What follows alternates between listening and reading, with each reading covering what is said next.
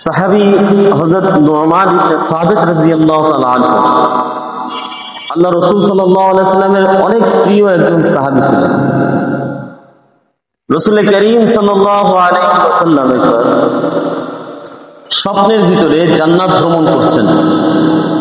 হঠাৎ করে কোরআনুল কারীমের একটা আওয়াজ রাসূলের কানের ভিতরে আসছে, কর্ণকুহরে পৌঁছিয়েছে।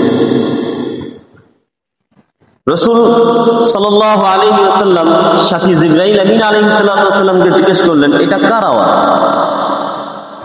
জিবরাইল আমিন আলাইহিস সালাম উত্তর দিলেন, এটা আপনার সাহাবী নু'মান ইবনে সাবিতের কোরআনের তেলাওয়াতের আওয়াজ। রাসূল করিম সাল্লাল্লাহু আলাইহি ওয়াসাল্লাম জিজ্ঞাসা করলেন, নু'মান ইবনে সাবিত দুনিয়াতে, আমি আছি জান্নাতে, তো তার আওয়াজ এই পর্যন্ত কেন পৌঁছায় না, কিভাবে পৌঁছায় না?